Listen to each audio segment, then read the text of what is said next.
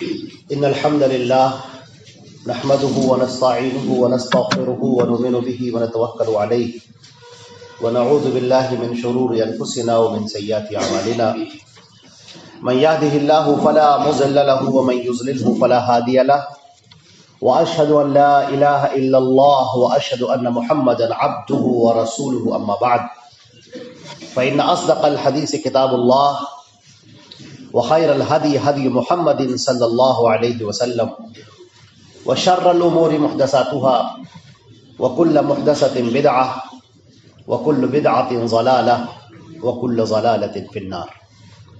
أعوذ بالله السميع العليم من الشيطان الرجيم وإنك لعلى خلق عظيم. تمام تعریفیں اللہ رب العزت کے لیے ہیں جو ہمارا خالق و مالک ہے، آسمانوں اور زمین کا پیدا کرنے والا اور کل کائنات کا تنہا پالنہار ہے، جو وحدہ لا شریک لہ ہے، مستوی عرش ہے، تمام احکامات کو نازل فرماتا ہے، کسی کی مجال نہیں کہ اس سے انکار کر سکے، ہر ایک اس کے محتاج ہیں اور وہ کسی کا محتاج نہیں، وہ بلندیاں عطا کرنے والا ہے، عظمتوں پر فائز ہے، جسے چاہے عزت دے اور جسے چاہے ذلت دے،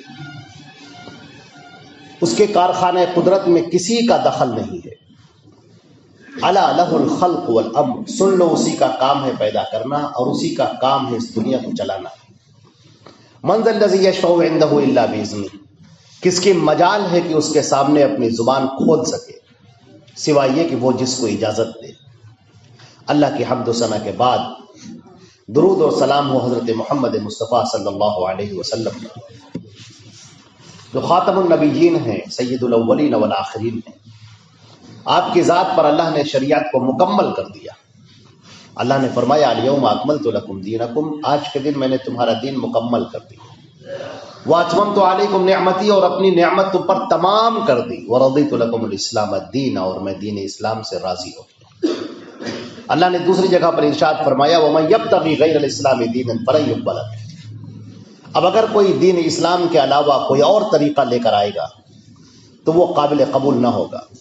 وَهُوَ فِي الْآخِرَةِ مِنَ الْخَاسِرِينَ، اور آخرت میں وہ خسارہ اٹھانے والوں میں سے ہوگا۔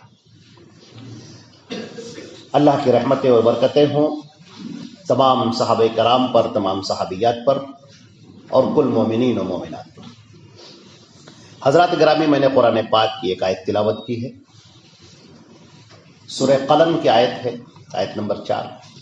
وَإِنَّكَ لَعَلَىٰ خُلُقٍ عَظِيمٍ، اے نبی آپ اخلاق کے اعلیٰ مرتبے پر ہیں۔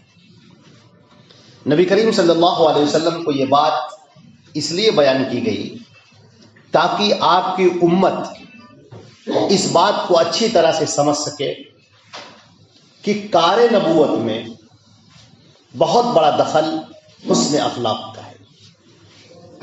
قرآن پاک نے اس کو دوسری جگہ پر بھی کہا ہے وَلَوْ كُنْتَ فَظًّا غَلِيظَ الْقَلْبِ لَانفَضُّوا مِنْ حَوْلِكَ، کہ اگر تم سخت دل ہوتے، سخت بیان ہوتے تو لوگ تم سے دور ہٹ جاتے، تمہارے آس پاس میں پروانوں کی طرح نثار نہ ہوتے۔ نبی کریم صلی اللہ علیہ وسلم کے اخلاق کی گواہی پورا مکہ دیتا تھا، پورا عرب دیتا تھا، یہاں تک کہ جو آپ کے دشمن تھے، جو آپ کو اذیتیں پہنچاتے تھے، تکلیفیں پہنچاتے تھے، وہ بھی اس بات کے قائل تھے کہ اخلاق میں سب سے اعلیٰ مرتبہ محمد مصطفیٰ صلی اللہ علیہ وسلم کا ہے۔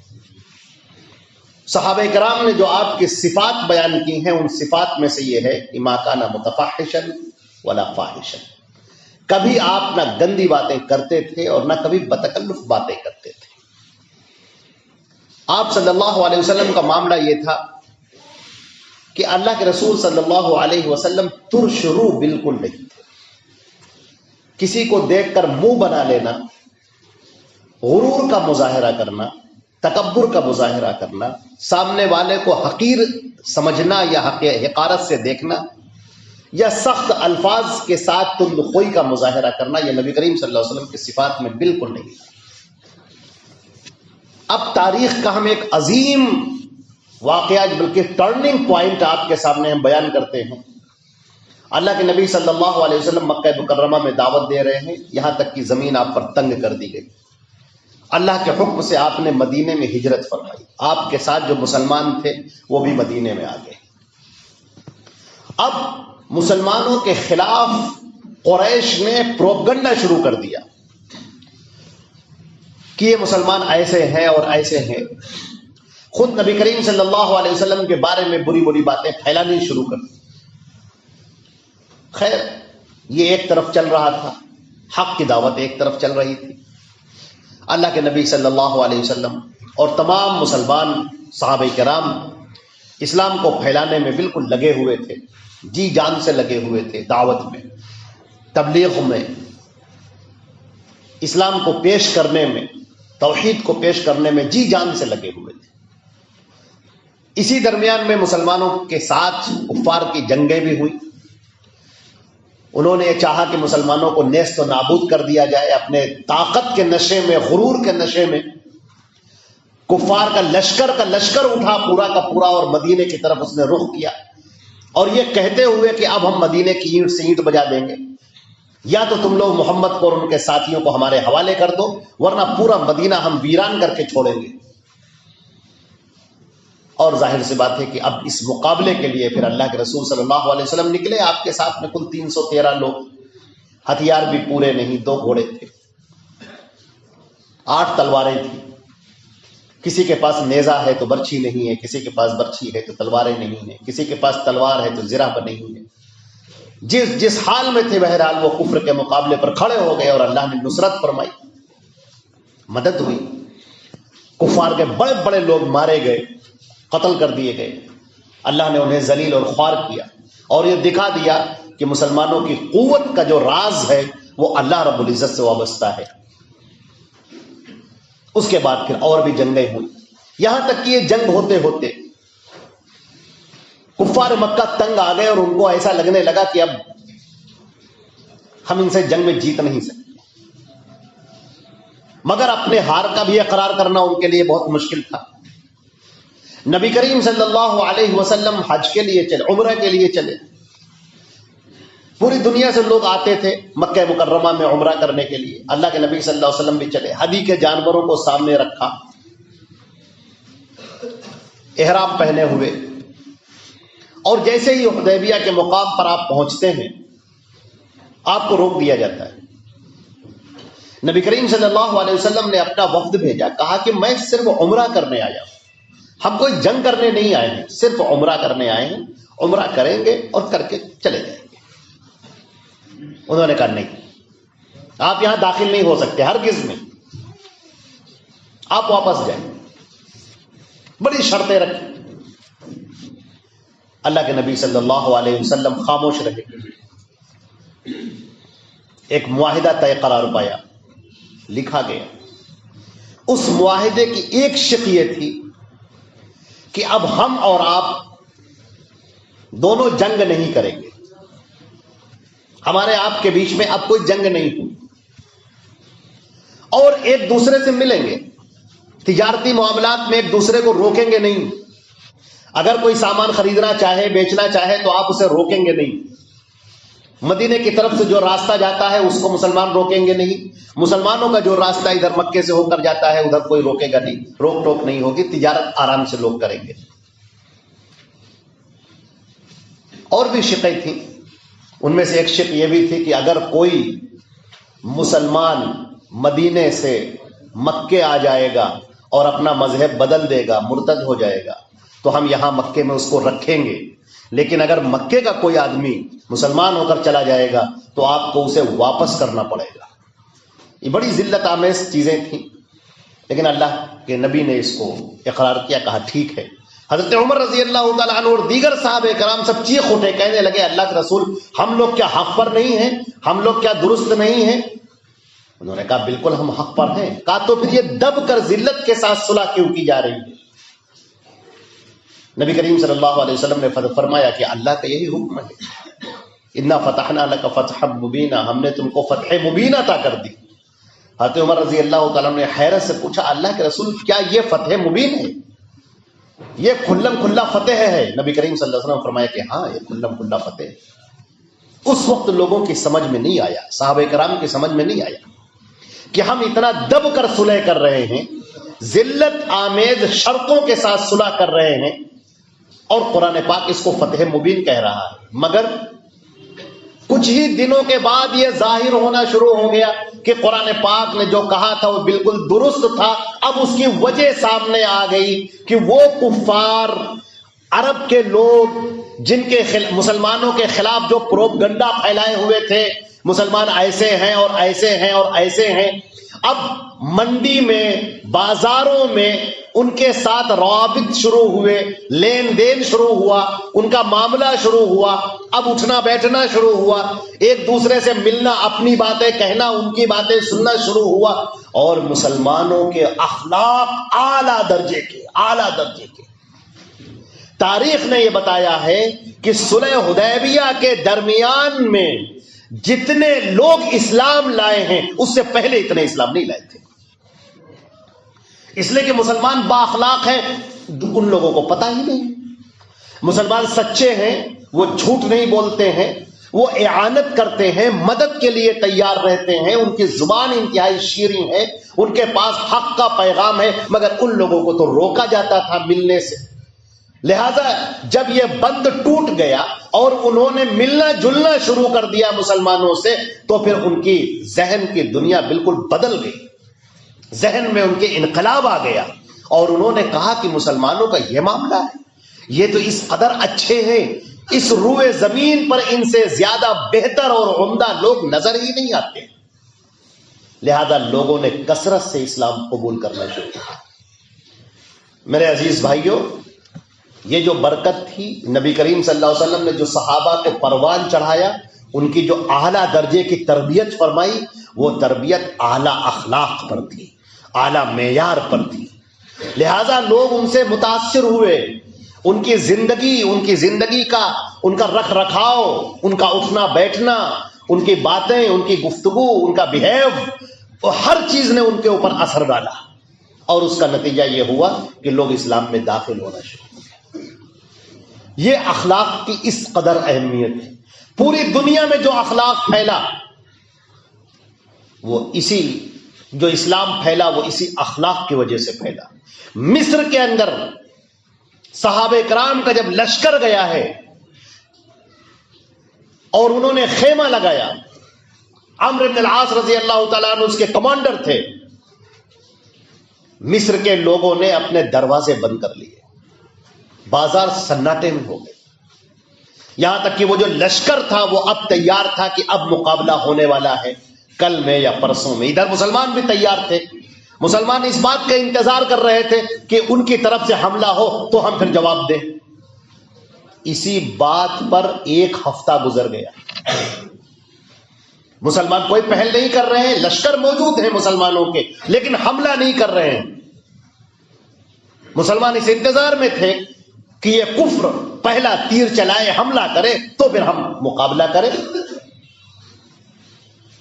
ایک ہفتہ گزرنے کے بعد اچانک ایک دن صبح کے وقت، جب کہ لوگ بکھرے ہوئے تھے، کوئی نماز پڑھ رہا تھا، کوئی نفل میں مشغول تھا، کوئی مذاکرہ کر رہا تھا، کوئی علمی حلقہ لگائے ہوئے تھا، کوئی گفتگو کر رہا تھا، کوئی آرام کر رہا تھا، کہ اچانک دیکھا کہ دور سے گرد غبار اڑ رہی ہے اور گھوڑے دوڑتے ہوئے چلے آ رہے ہیں۔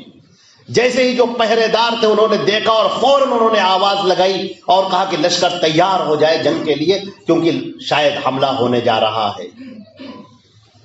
حضرت عمرو بن العاص فوراً اچک کر گھوڑے پر جا بیٹھے، تلوار سونت لی، پورا لشکر تیار ہو گیا مقابلہ کرنے کے لیے۔ جب گرد و غبار چھٹا اور وہ انیاں نیزوں کی جب نظر آئی چمکتی ہوئی، تو کیا دیکھتے ہیں کہ سفید سا پرچم لگا ہوا ہے جو صلح کی علامت ہوتی ہے۔ حضرت عمرو بن العاص نے حکم دیا، کہا کہ ہتھیار نیچے کر لیے جائے۔ وہ لوگ آتے ہیں ایک بڑی تعداد میں اور وہ اترتے ہیں اور مترجم ہوتا ہے اور وہ کہتے ہیں کہ بخدا ہم نے یہ سنا تھا کہ مسلمان جس جگہ جاتے ہیں وہاں فساد برپا کرتے ہیں، مال لوٹ لیتے ہیں، گھروں کو توڑ ڈالتے ہیں، عورتوں کو اغوا کرتے ہیں، لوگوں کو قتل کرتے ہیں، بوڑھوں کو ذلیل کرتے ہیں. یہ ہم نے سنا تھا. آپ اتنے دنوں سے، ہفتوں سے زائد ہو چکا ہے، آپ یہاں پر ہیں، آپ بازار میں بھی جاتے ہیں، آپ سامان بھی خریدتے ہیں، پیسہ دے کر آپ سامان خریدتے ہیں، آپ کسی عورتوں کی طرف نگاہ اٹھا کر نہیں دیکھتے، نظریں نیچی کر کے آپ چلتے ہیں. اللہ کی قسم، آپ کے یہ اخلاق نے ہم سب کو اپنا گرویدہ بنا لیا. ہم سب اس لیے آئے ہیں تاکہ اسلام کو قبول کریں، کیونکہ یہ سچا مذہب ہے، حق مذہب. چنانچہ یہ مذہب لوگوں نے قبول کیا، اور ایسا قبول کیا کہ مصر کی زبان عربی زبان بن گئی. اس قدر محبت کی انہوں نے اسلام سے اور صحابہ کرام سے، اس قدر محبت ہوئی کہ انہوں نے اپنی زبان بدل دی. یہ اخلاق کا نتیجہ تھا.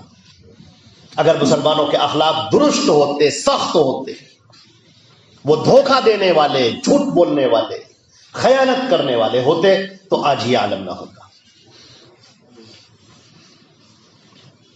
عزیزان گرامی، قرآن پاک میں جو اخلاق کی تعلیم دی گئی ہے، اخلاق کے دو مرتبے ہیں، ایک خالق کے ساتھ، ایک مخلوق کے ساتھ. ایک مسلمان کو بااخلاق ہونا چاہیے، خالق کے ساتھ میں اور مخلوق کے ساتھ میں. اللہ رب العزت کے ساتھ بااخلاق ہونے کا مطلب یہ ہے کہ اللہ کی توحید کو اختیار کیا جائے، شرک کے قریب بھی نہ پھٹکا جائے، توحید سے محبت کی جائے اور شرک کو مبغوض رکھا جائے. جس کو نبی کریم صلی اللہ علیہ وسلم نے فرمایا تھا کہ اسلام لانے کے بعد تمہارا اسلام کو چھوڑ دینا ایسا ناپسند ہو جیسے تمہارا آگ میں کود پڑنا. اللہ نے جو احکامات ہم کو دیے ہیں، ان احکامات پر شرح صدر کے ساتھ، کھلے دل کے ساتھ عمل کیا جائے، اور جو ہم عمل نہ کر سکے اس پر استغفار طلب کیا جائے. اللہ کے نبی نے جو باتیں ہم کو بتائی ہیں ان پر ایمان لایا جائے، ان کو دلوں میں رکھا جائے، ان سے زندگی کو مزین کیا جائے، اور جو ہم نہ کر سکیں اس پر ندامت اور شرمندگی اختیار کی جائے. اللہ کے حضور ہم توبہ کرتے رہیں، استغفار کرتے رہیں، اور اس نے جو کچھ بھی کہا ہے سب حق کہا ہے، اس بات پر ہم ایمان لاتے رہیں. اپنی کوتاہیوں کو جواز کا درجہ نہ دیں. ہم اگر کوئی کوتاہی کر رہے ہیں تو اس کو جسٹیفائی کرنے کی کوشش نہ کریں کہ جو ہم کر رہے ہیں بس وہی درست ہے، وہی صحیح ہے. ایسا نہیں. غلطی ہو جائے اس کو مان لیا جائے. ہم اسلام کے خلاف جا رہے ہوں، اپنے آپ کو اس سے روک دیں. لہذا یہ اخلاق، یہ اچھے اخلاق خالق کے ساتھ میں. مخلوق کے ساتھ میں جو اخلاق ہیں اس کے اندر سب سے اہم بات یہ ہے کہ تکبر اور غرور کا مظاہرہ نہ کیا جائے، سخت کلمات کے ذریعے سے سامنے والے سے خطاب نہ کیا جائے، زبان کو گندگی سے آلودہ نہ کیا جائے، سامنے والے کی حقارت نہ کی جائے. یہ اچھے اخلاق ہونے کا نتیجہ ہے. اگر آپ کے اندر اچھے اخلاق ہیں، عمدہ اخلاق ہیں، تو آپ سامنے والے کی عزت کریں. نبی کریم صلی اللہ علیہ وسلم نے فرمایا کفا بالمرء شرا ان یحقر اخاه مسلم.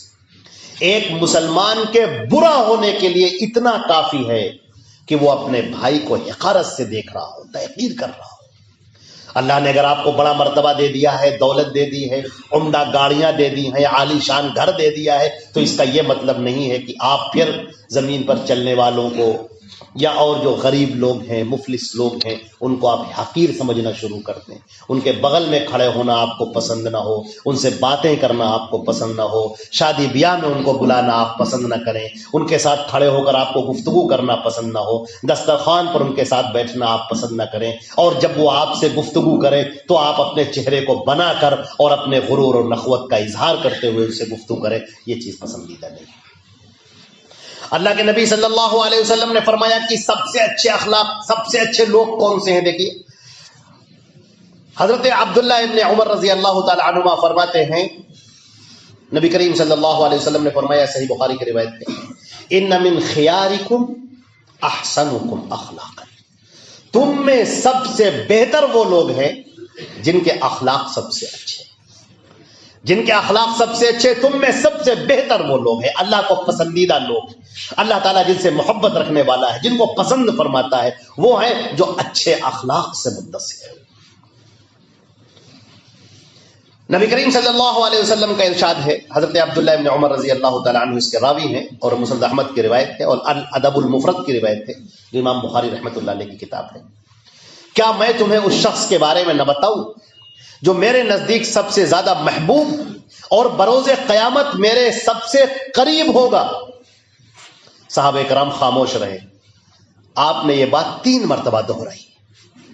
صحابہ کرام نے عرض کیا، اللہ کے رسول ضرور بتلائیے، ضرور بتلائیے۔ آپ نے فرمایا احسنکم خلقا، جس کے اخلاق سب سے بہتر ہیں، جس کے اخلاق، ظاہر سی بات ہے اخلاق کو بہتر بنانے میں دل پر جبر کرنا ہوتا ہے، اپنے آپ پر قابو رکھنا ہوتا ہے، کنٹرول رکھنا ہوتا ہے، اپنی زبان پر، اپنے ذہن پر، اپنے اخلاق، اپنے کردار، اپنے رویے پر۔ تو جو شخص یہ محنت کرے اور اپنے آپ کو اخلاق سے مزین کر لے اور بہترین اخلاق کا مظاہرہ کرے سامنے والے کے لیے، اللہ کے نبی صلی اللہ علیہ وسلم فرماتے ہیں کہ وہ اللہ کو سب سے زیادہ پسندیدہ اور میرے یعنی نبی حضرت محمد صلی اللہ علیہ وسلم کے قیامت کے دن سب سے زیادہ قریب ہوگا۔ ایک اور روایت میں ہے، سنن ترمذی کی روایت ہے، حضرت ابو ہریرہ رضی اللہ تعالیٰ عنہ کی، اور مسند احمد کی بھی روایت ہے۔ اللہ کے نبی صلی اللہ علیہ وسلم نے فرمایا، اکمل المؤمنین ایمانا، ایمان کے لحاظ سے سب سے کامل مسلمان وہ ہے احسنہم خلقا، جس کے اخلاق سب سے اچھا ہے۔ جس کے اخلاق اچھے ہیں اس کا ایمان کامل بیان کیا گیا ہے، مکمل ایمان جس کو اللہ نے نصیب کر دیا، دے دیا، یہ وہ شخص ہے جس کے اخلاق سب سے اچھے ہیں۔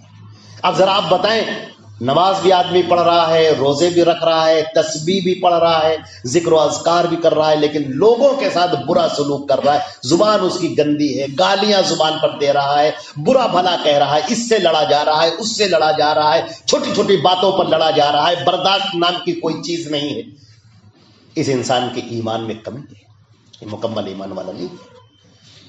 یہ نماز، یہ روزہ، یہ زکوٰۃ، یہ ساری چیزیں انسان کو انتہائی بردبار بناتی ہیں۔ جو بندہ اپنے خالق سے جڑ جاتا ہے وہ انتہائی اچھا ہو جاتا ہے، وہ انتہائی عمدہ ہو جاتا ہے، وہ چلتا زمین پر، ہر فکریں اس کی آسمان پر ہوتی ہیں، وہ ہر وقت یہ سمجھتا ہے کہ اللہ رب العزت میرے ایک ایک حرکت کو دیکھ رہے ہیں، مجھے اللہ کے سامنے کھڑے ہو کر اس کا حساب دینا ہے، اگر میں نے کسی کو برا کہہ دیا تو مجھے اس کا جواب دینا ہوگا۔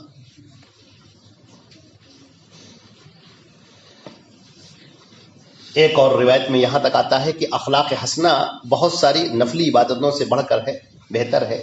نبی کریم صلی اللہ علیہ وسلم نے فرمایا، سنن ابو داؤد کی روایت ہے، ان المؤمن لیدرک بحسن خلقہ درجۃ الصائم القائم، ایک مومن اپنے اخلاق کی وجہ سے راتوں میں تہجد پڑھنے والے اور دن میں روزہ رکھنے والے شخص کے مقام کو پا لیتا ہے۔ ایک شخص جو تہجد پڑھتا ہے، جو روزہ رکھتا ہے، ظاہر سی بات ہے اس کا مقام بہت بلند ہوگا، اور ایک مسلمان جو اچھے اخلاق کا مظاہرہ کرتا ہے وہ اس کے مقام کو پا لیتا ہے۔ اب کتنا بڑا مرتبہ اور مقام ہوگا اس شخص کا جو رات میں تہجد بھی پڑھتا ہو، دن میں روزے رکھتا ہو اور اچھے اخلاق بھی رکھتا ہو، وہ کس قدر بلند ہوگا۔ نبی کریم صلی اللہ علیہ وسلم نے ارشاد فرمایا، سنن ترمذی اور سنن ابو داؤد دونوں کی روایت ہے، حضرت ابو دردہ رضی اللہ تعالیٰ عنہ ارشاد فرماتے ہیں کہ قیامت کے دن مومن کے ترازو میں سب سے بھاری ہونے والی چیز اس کے اچھے اخلاق ہوں گے۔ جو بھی آپ اچھے اخلاق کا مظاہرہ کریں گے یہ سب نیکیاں بنتی جاتی ہیں، اور کل قیامت کے دن جو تولی جائیں گی تو اچھے اخلاق بہترین نیکیاں بن کر پلڑے کو نیچے کر دیں گے۔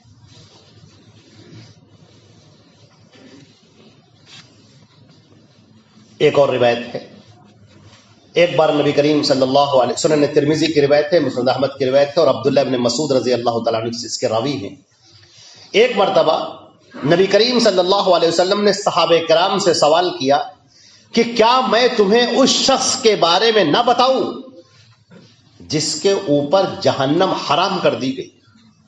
صحابہ کرام نے عرض کیا، ضرور بتائیے۔ آپ صلی اللہ علیہ وسلم نے فرمایا، ہر وہ شخص جو نرم ہو، آسان ہو، لوگوں کے قریب ہو، اور صاحب یعنی یہ اچھے اخلاق کا نتیجہ ہے. اس کی زبان اتنی پیاری ہو کہ لوگ اس کے پاس بیٹھتے ہوں، اس کا برتاؤ، اس کا رویہ لوگوں کے ساتھ میں اتنا اچھا ہو کہ لوگ اس کے پاس بیٹھنے کو ترجیح دیتے ہوں. لہذا ایسا شخص اللہ رب العزت فرماتے ہیں کہ ہم ایسے شخص کو جہنم سے دور رکھیں. اچھا، اگر کوئی بد اخلاق شخص ہوتا ہے تو سب سے بڑی بات تو یہ ہے کہ بد اخلاق شخص سے لوگ دور بھاگتے ہیں. جو آدمی بد اخلاق ہے، برے اخلاق والا ہے، لوگ اس سے جلدی ملنا پسند نہیں کرتے. بھائی آپ کے پاس دولت ہے تو ہوگی، آپ کے پاس زیادہ بڑا مکان ہے تو ہوگا، آپ کے پاس زیادہ علم ہے تو ہوگا. مسئلہ یہ ہے کہ اس سے سامنے والے کو کیا فائدہ ہے. ہاں، اگر آپ کے اندر اچھے اخلاق ہیں تو پھر آپ کی مثال ایسی ہوگی، ایک کشش ہوگی آپ کے اندر جو لوگوں کو اپنی طرف کھینچ لے گی. آپ سے ملنے کے بعد آدمی اپنے آپ کو ذلیل نہ محسوس کرے، بلکہ آپ سے ملنے کے بعد آدمی اپنے آپ پر فخر محسوس کرے. ایک شعر ہے، امیر زادوں سے ملنا تو یہ خیال رہے کہیں نہ اپنی نظر میں حقیر ہو جانا. کہیں ایسا نہ ہو کہ تم بڑوں کے سامنے جب بیٹھو تو وہ تمہارے اوپر اس قدر اپنی دولت کا مظاہرہ کرنے لگے کہ تم کو اپنا آپ بہت حقارت محسوس ہو. جب آپ اپنے دل کے اندر حقارت محسوس کرنے لگے کسی کے پاس بیٹھ کر تو آپ سمجھ جائے کہ یہ اچھے اخلاق والا شخص نہیں ہے. لہذا جن کو اللہ نے نوازا ہے، اگر وہ دوسروں کو اپنے سینے سے لگائیں، ان کے مقام اور مرتبے کو اونچا اٹھائیں، ان کو عزت اور تکریم دیں، تو یہ بہت بڑے اخلاق کا مظاہرہ ہوگا، اور اللہ تعالیٰ ایسے اخلاق کو بہت پسند فرماتا ہے. میں یہاں پر ایک واقعہ بیان کرتا ہوں. ایک صاحب تھے جنہوں نے اسلام قبول کیا تھا. ان سے جب گفتگو ہوئی کہ بہت ساری باتیں کہ آپ نے اسلام کیوں قبول کیا، تو انہوں نے کہا کہ مجھے ایک چیز جو سب سے زیادہ پسند آئی، جو پہلے مجھے نہیں معلوم تھا کہ کیا ایسا مسلمانوں میں ہوتا ہے. میں نے یہ دیکھا کہ میں جب اسلام کی مجھے تلاش تھی، توحید اور شرک کی ہم کتابیں پڑھ رہے تھے، قرآن پاک ہم پڑھ رہے تھے، تو بڑے سوالات تھے، تو وہ پوچھنے کے لیے ہم مسلمانوں کے پاس جایا کرتے تھے. تو ایک مرتبہ ایسا ہوا کہ کھانے کا ٹائم ہو گیا، اور وہ بات کرتے کرتے انہوں نے کہا کہ بھائی دسترخوان لگایا جائے. اور دسترخوان لگایا جائے تو میں نے دیکھا کہ ان کے 3-4 ساتھی جو الگ الگ جگہ کے تھے وہ بھی سب بیٹھے تھے، مجھے بھی وہیں پر بٹھایا، اور سب ایک ساتھ کھانا کھا رہے تھے. کوئی ایک دوسرے میں کوئی فرق نہیں کر رہا تھا. ایک نے روٹی توڑی، آدھی ٹکڑے اس کو دے دیا، آدھا ٹکڑا ان کو دے دیا، آرام. میں یہ دیکھ کر ہے، میں نے تو کبھی ایسا دیکھا ہی نہیں تھا. ہمارے یہاں تو گھر میں بھی کھانا کھاتے ہیں تو الگ الگ کھاتے ہیں سب لوگ. یہ جو میں نے دیکھا، اس چیز نے مجھے بہت متاثر کیا کہ واقعی اسلام کی سب سے پہلی خوبی یہ ہے کہ یہ انسانوں کے درمیان کوئی فرق نہیں کرتا. یہاں سارے انسان برابر ہوتے ہیں. ابھی تو وہ اسلام لائے بھی نہیں تھے، ابھی تو وہ غیر مسلم تھے، ابھی تو مسلمان نہیں ہوئے تھے، لیکن اس کے باوجود ان کو دسترخوان پہ شریک کرنا اور اس کے بعد ان سے ملتے وقت ان کو اپنے سینے سے لگانا، یہ بہت بڑی وہ چیزیں ہیں جو لوگوں کے اسلام لانے کا سبب بنی. اللہ رب العزت ہم کو اور آپ کو اچھے اخلاق کا مظاہرہ کرنے کی توفیق عطا فرمائے. ایک روایت ہم پڑھ کر اپنی بات کو ختم کرتے ہیں کہ نبی کریم صلی اللہ علیہ وسلم نے فرمایا ہے، اللہ کے رسول صلی اللہ علیہ وسلم نے، کہ یہ روایت سنن ترمذی کی ہے، ان اللہ لیبغض الفاحش البذیء، اللہ تعالیٰ سخت ناپسند کرتا ہے ایسے شخص کو جو گندا بولنے والا ہے اور بہت ہی حقارت سے اور گندی گفتگو کرنے والا ہے. ایسے شخص کو اللہ پسند نہیں کرتا. ذرا سوچ کے دیکھیے آپ، جو آدمی گالیاں دیتا پھرتا ہے، لڑائیاں کرتا پھرتا ہے، دوسرے کو تانے مارتا ہے، دوسرے کو حقارت سے باتیں کرتا ہے، اللہ تعالیٰ ایسے شخص کو پسند نہیں کرتا. آپ اپنی نگاہ میں کتنے بھی اچھے بنے رہیں، لیکن اللہ کی نگاہ میں آدمی اچھا ہے. اچھے اخلاق کیسے آئیں گے؟ عزیزان محترم، میں بہت مختصر آپ کو بتا دیتا ہوں. اچھے اخلاق کا سب سے بہتر ذریعہ یہ ہے کہ آپ قرآن اور حدیث کو پڑھیں. قرآن اور حدیث کو پڑھنا آپ کے اندر اچھے اخلاق پیدا کرتی ہے. نبی کریم صلی اللہ علیہ وسلم کی سیرت کو پڑھیے، صحابہ کرام کے واقعات کو پڑھیے، ہمارے سلف صالحین کے عمدہ واقعات جو مستند ہوں ان کو پڑھیے. آپ دیکھیں آپ کے اخلاق اچھے ہوتے چلے گئے. نمازوں کی پابندی کیجیے. نماز آدمی کو بے حیائی کے کاموں سے، گندے کاموں سے روک دیتی ہے. انسان بالکل نکھر کر سونے کی طرح کندن بن کر چمکتا دمکتا سامنے آ جائے گا اگر اس کی نماز اچھی ہے. اور اللہ رب العزت سے دعا بھی کرنا چاہیے، جیسے ترمذی کی روایت میں ہے کہ اللہم انت احسنت خلقی فحسن خلقی، یا اللہ تو نے میرا شکل جسم شاندار بنایا ہے، میرے اخلاق بھی اچھے بنا دے. تو اللہ سے اچھے اخلاق کے لیے دعا بھی کرنی چاہیے. اللہ رب العزت ہم کو اور آپ کو اچھے اخلاق سے نواز دے، اور اچھے اخلاق پر جو اجر ہوتا ہے وہ اجر ہمیں عطا فرما دے. اللہم ربنا تقبل منا انک انت السمیع العلیم وتب علینا انک انت التواب الرحیم، وصلی اللہ تعالی محمد وآلہ وصحبہ اجمعین برحمتک یا ارحم الراحمین.